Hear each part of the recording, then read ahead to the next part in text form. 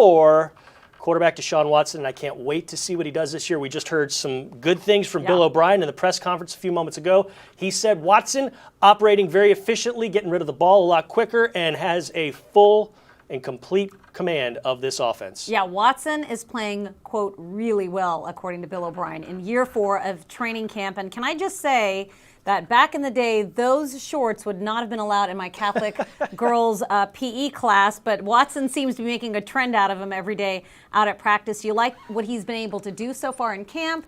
It's not been a full offseason, but luckily for him and the Texans, he's got a good grasp of it. And for everything that I've heard so far of from Bill O'Brien and from the other players, Watson's grasp of the offense and getting in and out of plays and how he's operating the team is just so smooth this year and quicker and at a good pace. I talked to Nick Martin. Those two are good friends. Obviously, his center, and he says that he has definitely seen that growth year after year after year. Obviously, Watson's always been confident, but he's really putting in the work. And I think Tyler Suddarth got a great shot of Deshaun Watson coming off one of the practice fields one day, and he said the work comes first. And he's definitely putting in the work both on the field and off the field in those team meeting rooms and in the walkthroughs that they're holding every single day. You bring up the work on and off the field, and in talking with a lot of his teammates this offseason, they were very, very quick to remind folks, yeah, hey, he can pull off the unexpected, he can do the Houdini stuff, but that's not possible without all the stuff he did in March, in April, in May,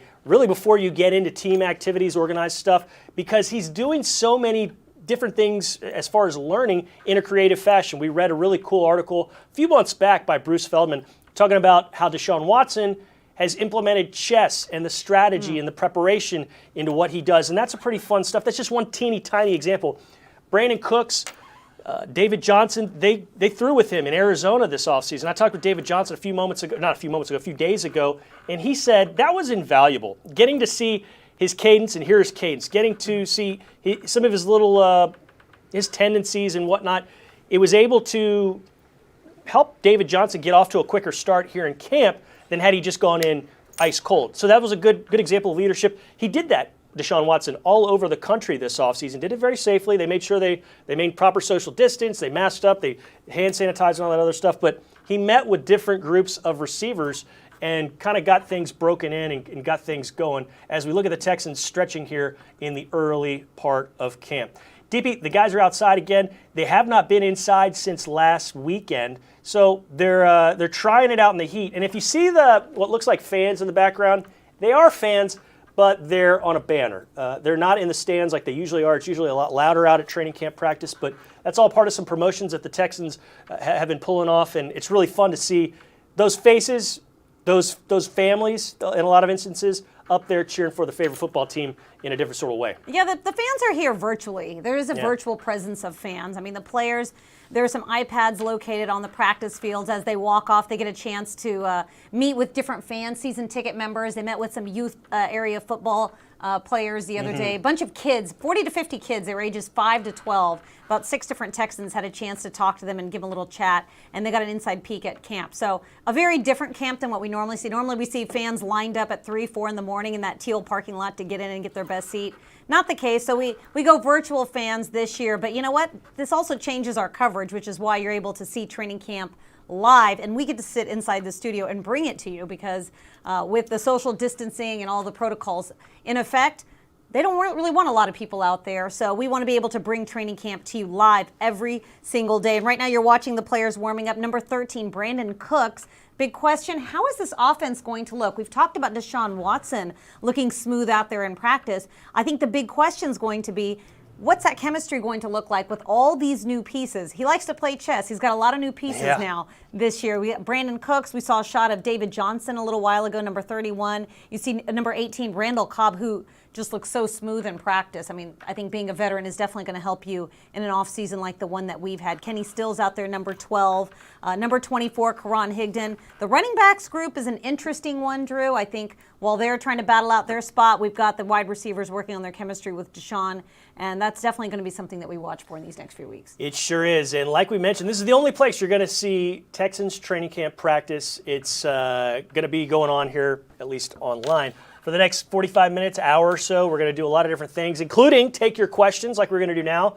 YouTube coming strong this morning. We've got like a line of about 7 or 8 from folks on YouTube. Thank you for those. And Ryan leads us off. He says, who do you think will be the surprise playmakers on both offense and defense this year? I'll start off. Defensively, keep your eyes on Jonathan Grenard, the rookie. I think because of what he was able to do last year in the SEC and what his role is going to be this year with the Texans, there's going to be attention elsewhere, namely on J.J. Watt. Whitney Merciless are going to draw a lot of that. I think Grenard will have a chance to feast and do some really good things on defense.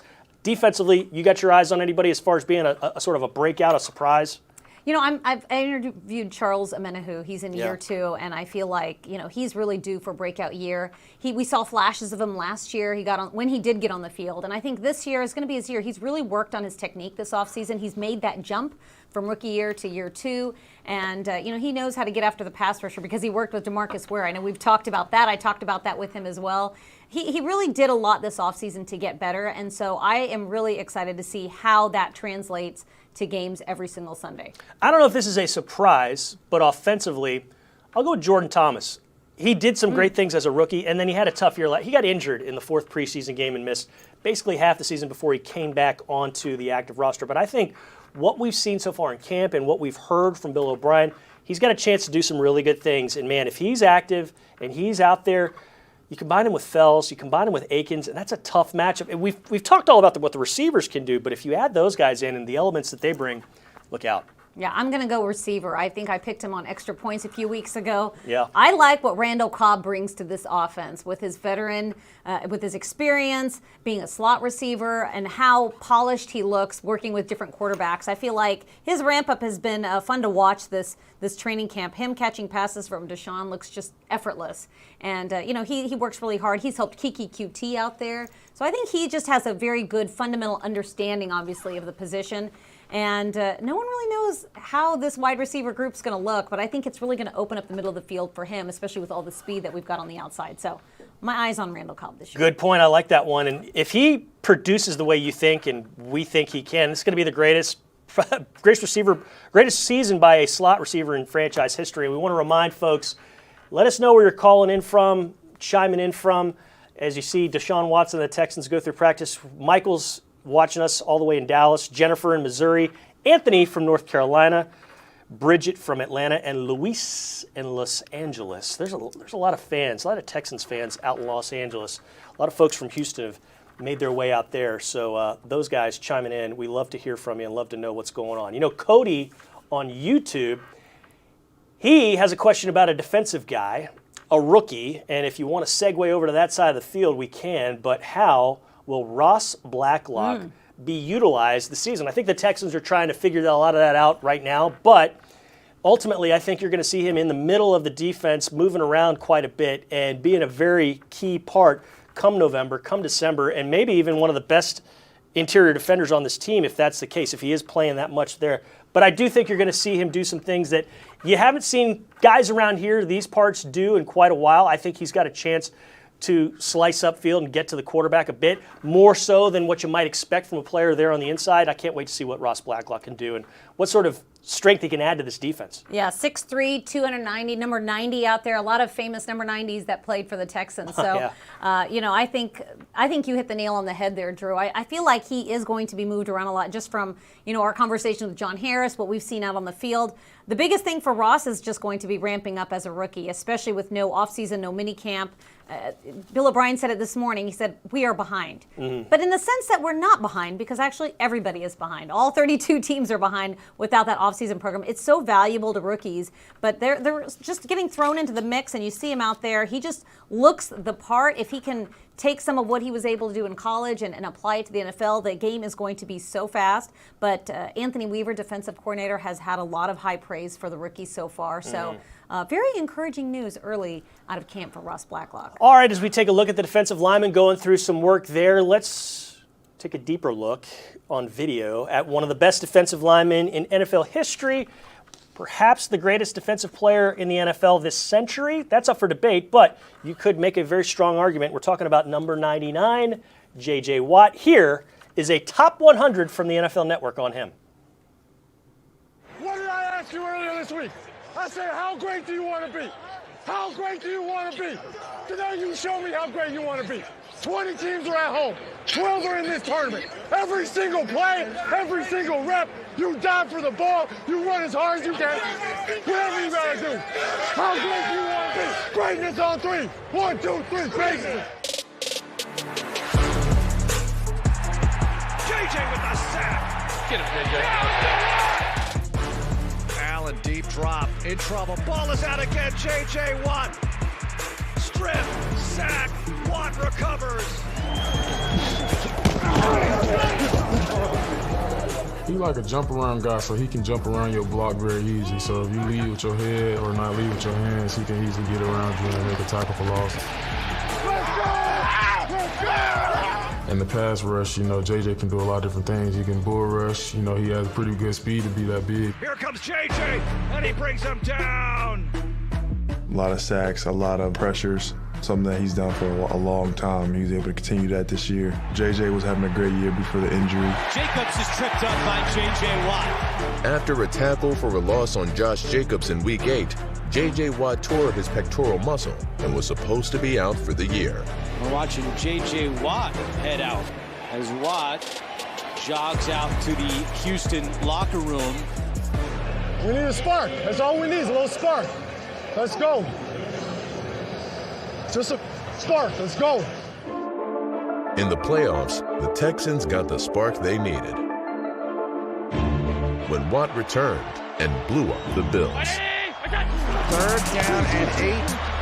He's sacked back at the 23-yard line by JJ Watt. Let's go.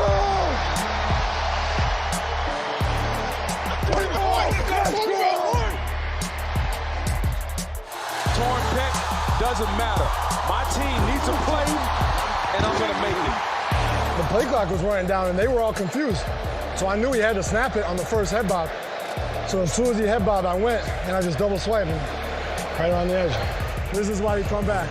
I don't know if I meant to come back for these many plays with this much extra time, but these feelings, these emotions, these fans, these players, Deshaun Watson, all the guys on this team, this is why you come back. Fun feature there on J.J. Watt. It ended there with the Buffalo Bills game. That was a triumph in and of itself here inside NRG Stadium. It was the last great moment game-wise in Texans history. And as you see a video there of Kenny Stills, he and the Texans getting to work here at the Houston Methodist Training Center, DP Sidhu. Let's talk about Kenny Stills. He is out there right now. I don't know if he's going through the entire practice, but he's catching some stuff in individual drills. It's Randall Cobb, number 18, another new receiver who you think is going to be one of the surprise breakouts. Not surprise, but one of the key players and key players to watch in 2020. But Kenny Stills, I think people forget about him because of the flashy additions in Cobb, in Cooks. But Kenny Stills was very valuable last year, caught 4 touchdowns. Think about it, the 2 touchdowns on the road at Tennessee, that was a massive win.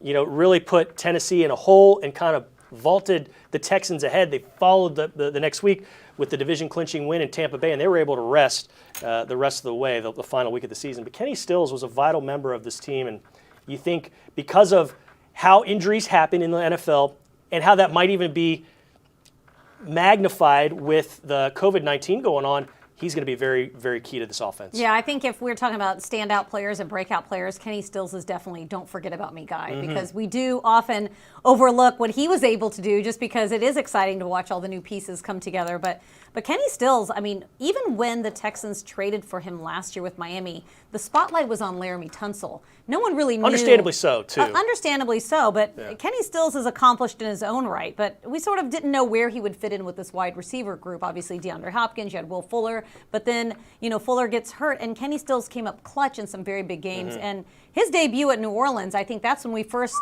realized that, hey, this is what Kenny Stills can do. He's got some wheels. I actually sat down with him last year, and I said, what do you think you bring to this team? What makes you able to adapt so quickly? And And he said, I'm not the fastest guy on the field, but I'm not the most athletic guy on the field, but I think my attention to detail. And I think he definitely put in the work, which is why he was able to adjust so quickly and so effortlessly into the offense last year. Let's not overlook the fact that these guys, it's not just athleticism. You know, they really put in the work and they study. He was putting in some long days to get acclimated and to get used to this playbook. He's got a lot of modesty, too, to say, I'm not the fastest guy on the field, I'm not the most athletic guy, because fast. he's blazing fast. He's uber athletic. Yeah. And it was fun to, if you look back at that New Orleans game in retrospect, it's like he was dipping his toes. He had a few catches, didn't really do too much, and then bam, right at the end, a massive, a haymaker of sorts. I mean, he gives the Texans the lead by catching that touchdown pass, and he was solid the rest of the way throughout. But Kenny Stills can fly.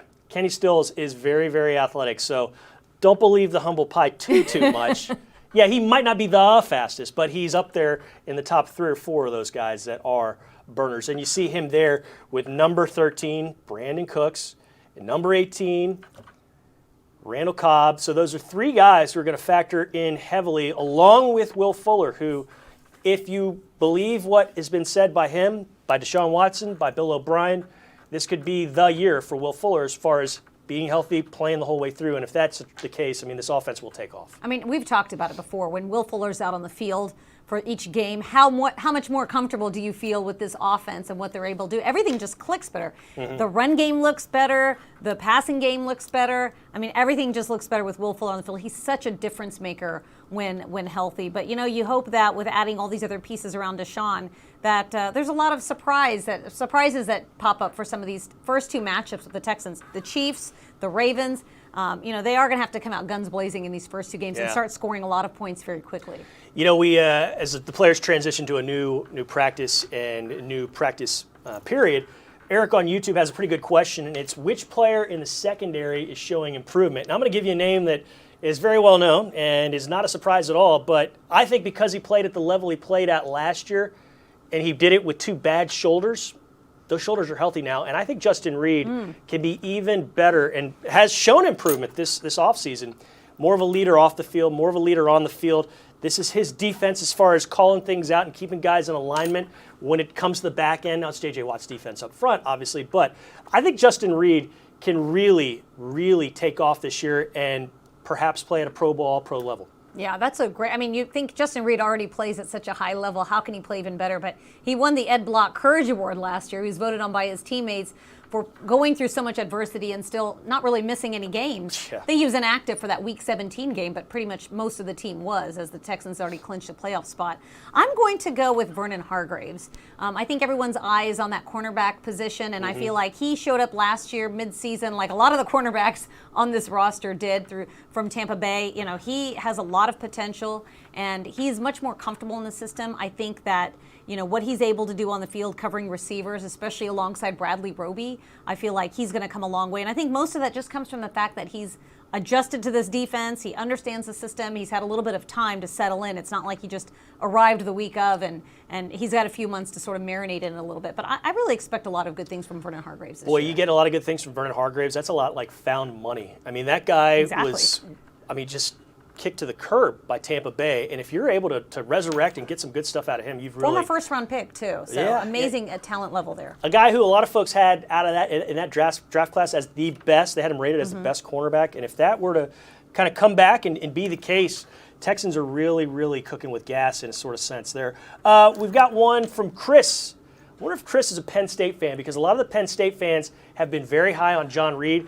I tweeted something about a week and a half ago from Anthony Weaver, the defensive coordinator, who said, John Reid is playing like a 5-year vet and practicing like a 5-year vet and preparing like a 5-year vet. And everybody from Penn State, it seemed like, retweeted that or quote tweeted that. Some said he came to Penn State as a 5-year vet. Another guy said he was born out of the... born a 5-year vet. Yeah, 5-year vet. Even Alvin Franklin, his head coach, he tweeted about it and said that's the case. That's definitely true. The Texans got a playmaker. John Reid, by all accounts, is having a really good camp and doing some nice things and has a chance to challenge that slot corner job, which is very, very vital in this defense and really any defense in the NFL. I think he has a great group of leaders to look up to and to sort of acclimate to as he gets adjusted to the game. But certainly if they can sort of groom him and start him in that role, that would be That would be amazing for this Texans secondary. But John Reid, now I know how I want to get my Twitter mentions up. I just got a tweet about John Reid. Oh, yeah. But you know what? He does have that engineering degree from Penn State. He was balancing engineering and football at the same time. Time out. When so you I heard just that, feel like I had to throw that in there. When you heard he had an engineering degree, I know Sold. your heart started palpitating because And DP Justin over Reid, here. yeah. We've If got you a lot didn't of know engineering this, degrees in the DP second. has an engineering degree from Purdue. So It's not easy to do, so I feel like if he can do that, and I was not playing professional football, so I have a lot of respect for him being able to do that, and I think that him learning a new playbook should not be a problem. Yeah, he's a really smart guy. super smart guy on and off the field. That was where I was going with all this. I wasn't trying to throw that I had a new. No, I like it. I think it's fun. You see Dylan Cole doing a little dancing there, number 51 in the white jersey, talking to his linebackers coach Bobby Reid there. Happy to be back. Bobby King, excuse me, in the red baseball cap that's backwards. Dylan Cole, important part of this team. Boy, he stays healthy. That's going to be great because each of his 3 seasons have ended in injury, but he started last year as a special teams captain. He's kind of like the third inside linebacker. Very, very important guy. We've got a lot of folks chiming in from all over the world. Michael from Camp Humphreys in South Korea. Salute to you, sir. Wow. Thank you for checking us out. Tyler is from Cleveland. I don't know if that's Cleveland, Texas, or Cleveland, Ohio. Either way, we're happy you're watching, Tyler. And Matthew from one of our favorite cities in the world, DP, London, England. Oh, man, that was a fun trip. That was a fun trip. Last year, we had a good one.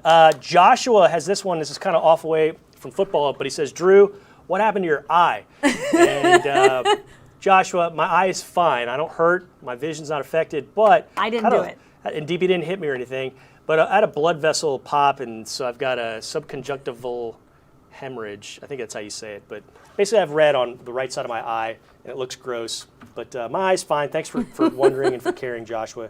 You're a real sweet guy for that. All right, we are going to segue now to another fun interview that DP just did, and it's with a safety. It's with a guy who can fly, another burner, and he's a new Houston Texan.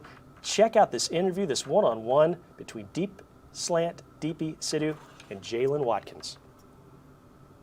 Joining us today on the Deep Slant one-on-one presented by Xfinity, fresh off the practice field, it's safety Jalen Watkins. He's headed into year 6, year 1 with the Houston Texans. Jalen, first of all, pleasure to meet you. Welcome in. Great to have you. How was practice today? I saw a little bit of goal line drills out there. I'm sure that got the defense fired up.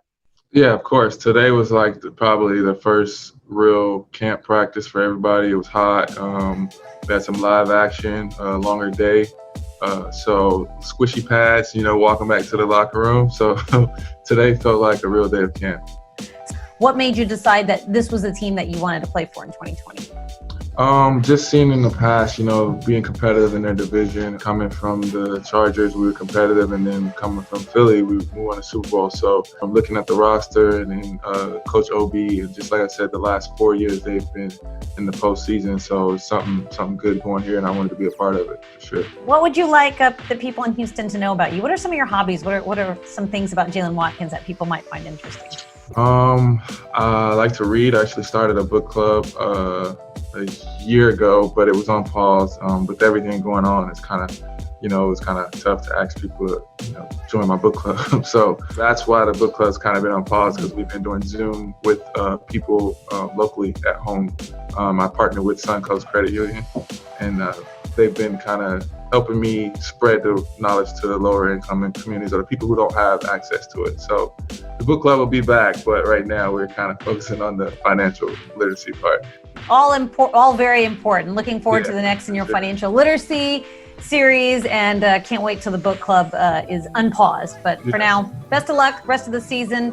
Jalen Watkins on the Deep Slant presented by Xfinity. Thanks so much, Jalen. Thank you. Have a nice day. Thank you. You too. Good stuff there from DP Sidhu and Jalen Watkins. Interesting interview, and he's going to be an interesting part of the special teams and maybe the defense as well here in 2020. So we go from one safety in Jalen Watkins to another safety in our good pal John Harris, our Texans insider, our radio analyst. John, you played safety back in the day in college and in high school. You brought the wood. You would pick passes off, and you would high step into the end zone like Deion Sanders time and time again. So no high steps today, but what are you seeing this afternoon and this morning with your Houston Texans, Johnny? Man, I would love to tell you that I did all of that in high school and college. Now, I did bring I did bring the wood, though. I would hit. That's about the one thing that I did do. But everything else was a struggle for yours truly. But, yeah, we talked Mark and I talked a little bit with Jack Easterby during a Breakout radio show, and he said today would be a little bit more scrimmage-oriented and a lot of situational work that's going to happen today. So good opportunity for the 11 rookies, the 5 drafted, 6 undrafted, to really make an impression. Hey, this is the first time you're going to see me play ball, basically. I know they've been practicing, but it's a big day for those guys that are on the roster, maybe number 40 through number 80. It's a big day for them to make an impression on these coaches and say, hey, man, when the lights went on, when the ball was snapped, they were ready to go. Yeah, maybe they didn't practice as well up to this, but when they got an opportunity to be in a scrimmage setting, they did some really good things. So that I think we'll be able to have a chance to see a little bit more of today, more 11-on-11, more scrimmage-oriented type of practice. And then, of course, a lot of situations, which the Texans work on a lot, which I think is great work for Deshaun Watson and the offense. But also it's great for the defense, too. It's an excellent time for that defense to sit there and go, okay, hey, look, this is how we want to approach this situation. We're going to play this coverage. You can't let them out of bounds. If you're out by the numbers, tackle them here, lay on them a little bit. And there are a lot of different things that you can learn through these situations on both sides of the ball. So I think it'll be a good workout for the team, and they are outside today. So it'll be kind of hot for them. They'll have to get through it. All right, Johnny, we're taking a look at some of the defensive backs warming up right now. We got a lot of questions on where they fit in and who might be a standout. Now, with today's practice, do you anticipate we get a firmer look at what that secondary may look like? How is this different from some of the other practices they've had in full pads? Yeah, I think with more scrimmaging, DP, you'll have a chance to see, more, run pursuit angles, from backside players, where are they coming from, getting in good tackling position. I think sometimes in a lot of practices that you have, like the ones the Texans have had, they're in full pads and they're playing hard, but it's not really, a scrimmage-oriented sort of thing. So I think you kind of get more of the game feel. And look, for rookies, I think one major lesson for rookies, and this is going to sound kind of dumb, but I've seen rookies throughout the league since I've been, with the Texans, since I've been watching NFL football, basically. The one major difference from college in the NFL is you're not down until you're touched in the NFL. If a guy goes down and you don't touch him, they're going to get up and run. I've seen a ton of rookies having played in college where as soon as you go down, you're down. I've seen a lot of rookies just kind of fly by a guy. Guy gets up and he runs out of 20 yards. So doing those little things in a scrimmage, I think, can really help because it gets your mind thinking of the things that you have to stay conscious of during a game until it becomes you've played the league for 2-3 years and you don't take it for granted. But for rookies in particular, that's a new one for them. Hey, they're not down until they're down. And I think there are other things you can work on when you use situations. If you're a receiver and you catch a pass and you go down, you don't flip the ball to the ref. You walk over and hand the ball to the ref, make sure you go get lined up. You don't just flip the ball on the ground. That takes time. All those little things you can work on in scrimmage and situational type John, practices like today. We got a lot of folks watching us today. We've got Dylan from Idaho, Victor from Laredo, Daniel from Seguin, and a YouTube fan from Germany. You're originally from Wisconsin. You moved to Texas when you were a little guy in junior high. And Bradley Roby came to the Texans from Denver, number 21 out there. It was a bit of a surprise, a mild surprise that he re-signed with the Texans this offseason. I think some folks thought he was going to go elsewhere. But how important is bringing Bradley Roby back into the fold? How much does he solidify the defensive backfield? And how much of a leader does he become, you think, on and off the field? Yeah, Roby's kind of a quiet guy by nature. So is Garyon Conley. They're sort of anti-cornerbacks in that way. They're not ones to, sit and jaw and, with receivers. Now, they don't back down, but they're not ones to generate that talk. You hear Jalen Ramsey, those guys, he lets his mouthpiece dangle so he can just talk to anybody, anytime, anywhere. So they're a little unusual from that perspective. But, a guy like Roby, I remember back a year ago at this time, he was on a 1-year deal. It was a prove-it deal. And I can imagine there was a lot of pressure. He felt a lot of pressure, and you could see it in practice. He just was like, it was almost like he was carrying the weight of the world on his shoulders. And then he started to kind of get in the fold with the team and kind of understand what it's all about, And then Conley got traded to the Texans. And I think that helped Bradley Roby more than anything because he started to kind of loosen up a little bit. And I've seen that from him in these 2 days. He's much more relaxed than he was last year at this time. And I think that's going to result in some really good play. Plus, with Roby, you can move him inside. You can play him outside. He's got the speed to stay with a guy like Tyreek Hill, which he has done many times since his days back at Denver. He can run with guys on the outside. He makes plays on the ball, which we saw against New England twice. He got the picking on Tom Brady once, and then the other one was negated because of a holding, which is questionable. But he just gives you a lot of versatility. He can play inside and outside, and we just got to make sure that he stays healthy this year because when we didn't have him at Kansas City, at Indianapolis, at Oakland, we struggled in those games without him. So he is a key piece, and like you said, Drew, I'm very happy to have him back. 22, when you see him out there, you bring up Gary and Conley. Those two played for a little bit. They sort of overlapped just a little bit at Ohio State. Conley was Roby's little brother. They, I think they roomed together on the roads when he was in his final year and Conley was a freshman. But let's talk about Conley, and let's talk about a guy that DP brought up a few moments ago in Vernon Hargraves III. Former first-round picks, cornerbacks, who were picked up mid-season. If the Texans get anything out of them that is close to what they were projected to be, how great is the secondary going to wind up? Yeah, if you get them playing like first-round picks, there's no question that you hit a home run. You gave up a third-rounder to get a former first-rounder back, and at Conley, you traded him to the Seahawks, or traded that third-round pick with the Seahawks. That you turned into Conley after a trade with the Raiders. So the thing with Conley is he's long. He is very difficult for receivers to go against because he's got those long arms and he can run. So you don't have to have, his footwork, everything doesn't have to be pristine because his length helps make up for that. A guy like Vernon, Tampa Bay tried to make him an inside corner.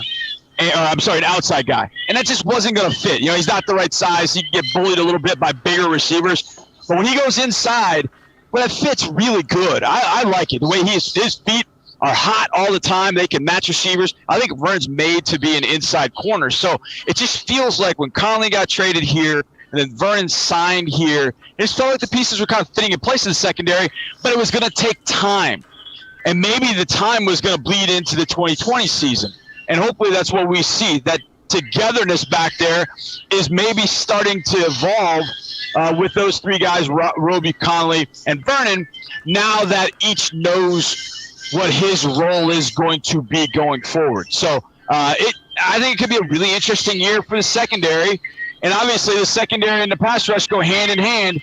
And hopefully the pass rush will help the secondary, and those three guys in particular will help that pass rush. All right, Johnny, another guy that we talked about earlier on in this show, an engineer like you and me. Now I've got to throw it in there since Drew brought it up.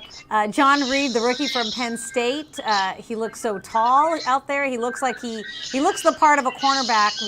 What's it going to take for a guy like him to get on the field? Obviously, with the rookie struggles this year, he's going to have to get used to the speed of the game. But when he does, where do you envision where he might fit in? And before you start that, he is wearing number 34. That's a very important number in Houston sports history. I think that's pretty – you got some chutzpah if you're going to wear that number around here. That is absolutely true. Yeah, no doubt. It's interesting. When I saw him – I watched him on tape, number of times. I watched Penn State throughout the year because they're playing big games. And then when I studied him a couple times on tape, I thought he was probably the size of Vernon Hargraves. That's kind of who I envisioned. But then I saw him out here, and I was like, well, he's bigger than I thought. He's much bigger than I thought. So I thought maybe he could play outside too. And obviously that's something he did at Penn State. You put your best guys always on the outside.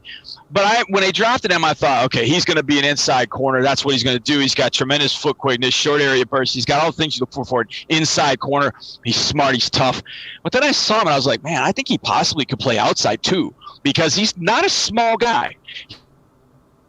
He is about 190 well. I don't know that inside will be exactly where he's going. I'm sorry, outside is where he's going because you have Roby, you have Conley, you have Lonnie Johnson that can play out there. But I do think in a pinch, if you had to have John play outside, he could. The key for him, as with the rookies, learn the system, man.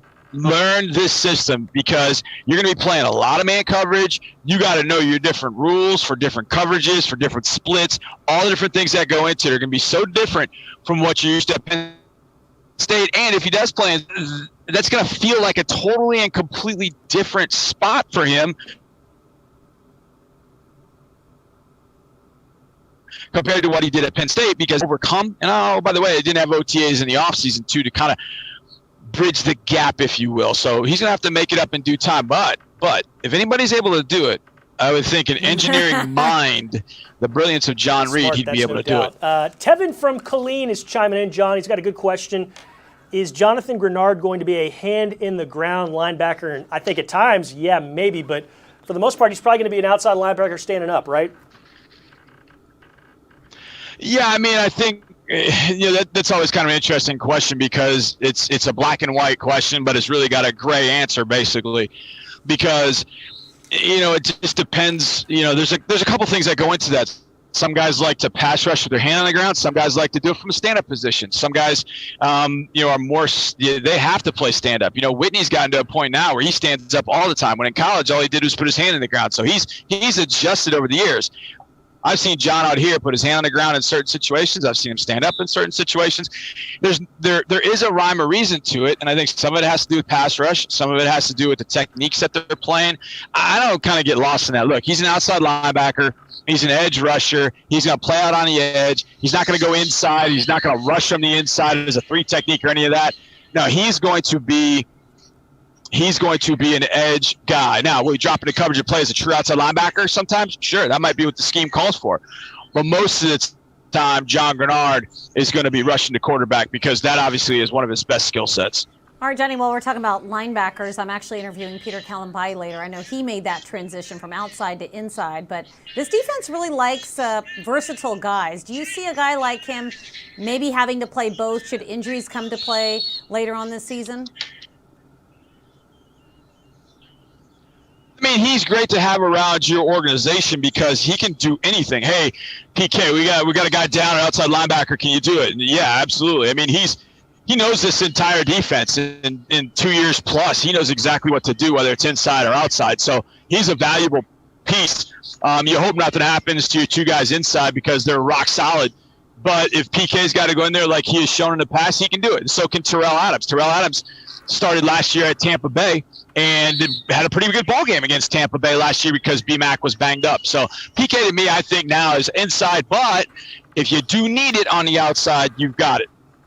John, we've not spoken much about a guy who's been around here almost as long as anybody else. He's the third most tenured Texan on the team. Talking about number 59, Whitney Merciless, came here as a first-rounder in 2012. He got off to a blazing start first half of last season and sort of got cooled off by J.J. Watt getting injured and having a lot of focus go his way. But what has Whitney Merciless been looking like so far through camp? He's practiced more than some of the other vets, and he seems like it's the same old reliable guy that you've had around here the last 5, 6, 7 years.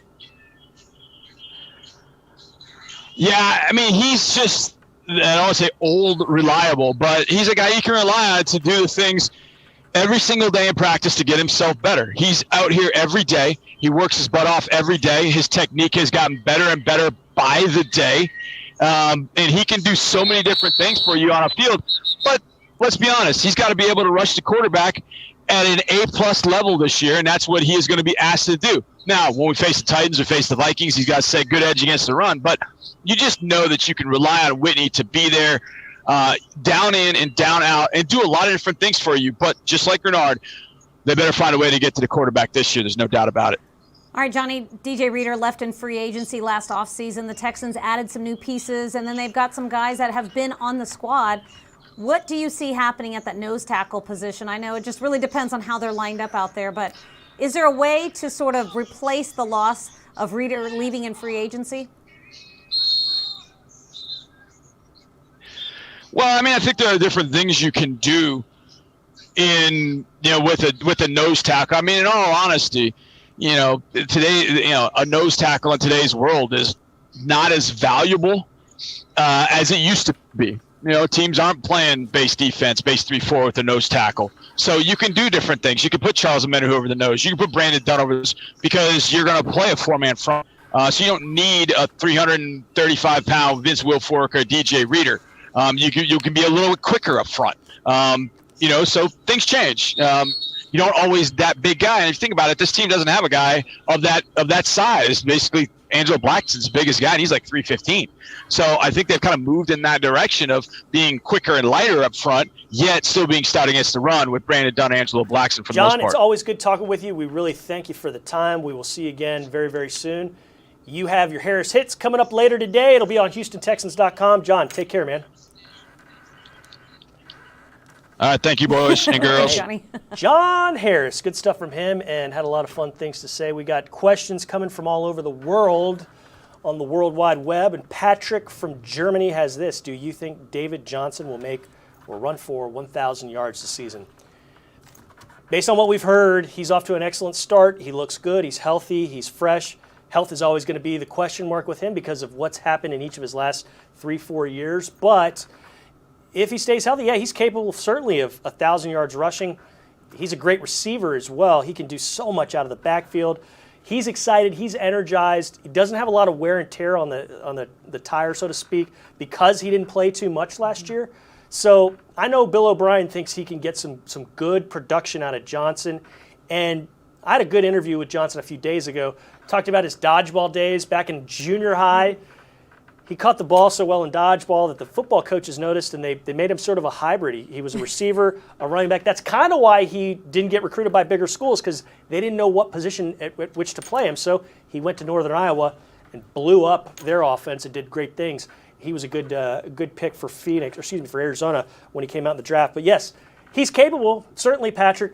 But you got to see how things play out health-wise with him. Yeah, and I think the numbers aside, he may put up big numbers in yards from scrimmage. I think that's going to be an important number to look at for him, not just the rushing yards, because like Drew said, he's a good receiver, pass receiver out of the backfield, and I think it really just, whatever the game plan is that week for the Texans to win, that is how David Johnson will be used. Will it be a lot of David Johnson 3-down back? Will it be David Johnson with more Duke Johnson mixed in? I think we're going to see that change week to week as we've seen in the past. We can never predict week to week who's going to be the top receiver or what the rushing yards might be in any given game, because it does change with this offense. And with Deshaun on the field, that he's always going to have a big game, but It really just depends on the game plan. I think as long as he's healthy and he's out there and he's winning games, that is really all that matters. But I think it's going to end up with a lot of yards from scrimmage for David Johnson if he's healthy. Yeah, you just saw a run there by number 24, Karan Higdon. Some of you are probably trained and conditioned to think, number 24, that's Jonathan Joseph. Well, Jonathan he's in Tennessee right now, but that's Karan Higdon running the rock there. Quarterback is A.J. McCarron. He is your backup to Deshaun Watson. So the second string offense is on the field. We got one more question we're going to get to. It's from Mark. And he wants to know, could we see more from the tight ends this season? I suppose you could. Darren Fells had 7 touchdowns last year. Akins led the way as far as receiving yards from that group. But Jordan Thomas has been very, very impressive after 2 years ago being pretty impressive and flashing as a rookie. Plus, what will Kahale Waring do? He was a rookie last year, didn't play. Might he sneak into the lineup this year? That's 4 tight ends right there. So you, yes, could see more from the tight ends, but you've added weapons at receiver. You think and you surmise that because of Duke Johnson, because of David Johnson, the running backs are going to catch more passes too. So we'll see. I do think just overall, the quality might be better per catch that you get from the tight ends than it was last year. And last year was good. Last year is not a knock on what they did in 2019, but you might get more from them per catch this year as opposed to last. I mean, Darren Fells had just a phenomenal season, a career year for himself. I think where things started to taper off for Fells was when we saw Titus Howard get hurt later on in the year, because then all of a sudden you see tight ends being used to sort of help the O-line a little bit more and to protect Deshaun. But I think if your O-line is out there healthy and they're clicking, then that frees up your tight ends to do both, to block or to catch passes. And you may see a lot more of that this year. And I think this coaching staff loves to use the tight ends in the offense. They love it, and they finally got some guys that they can really count on. Jordan Thomas, he's come back slimmer, trimmer, and healthier than he was last year. So, we expect some good things from him. And, of course, we'd see what Darren Fells has done and Jordan Akins. So I think with all things considered, I would totally expect to have a good year, big year of production from the tight ends. We creep closer and closer to opening day. Thursday Night Football, September 10th in Kansas City. Texans are going to kick it off against the Chiefs, going back to the scene of the crime. It'll be the first game in almost 9 months. Deepy, it's been fun talking about the Texans with you. We've loved getting your questions from all over the world. Send them in again tomorrow. And make sure you check out HoustonTexans.com, the Houston Texans mobile app today, because we'll have Texans training camp today, which is kind of a video wrap-up of things. Deepy has an interview with Peter Kalambayi in her Deep Slant series. I'm going to go and do a Drew's Dozen with Keon Cross, and this guy is a zillion megawatt personality. You're going to really love what he has to say. And then tonight, 6 to 7 on the radio, on Sports Radio 610 and the Houston Texans mobile app, you can listen to John and Mark Vandermeer talking all about your favorite football team. Plus, we've got articles galore. And we got to end this by thanking a lot of folks. It's not just Deepy and I yammering on. This takes much, much more to make a fun show like this happen, and we really do appreciate you watching it again. But Amanda Caffey, Nicholas Patterson, Mitchell Moreland, Tyler Sudarth, Jay McDevitt, Rob Van Winkle, and the guy puppet mastering all of this is Tyler Marcotte behind the scenes. Thanks to all of them for making this happen. We'll see you again very, very soon. Until then, go Texans.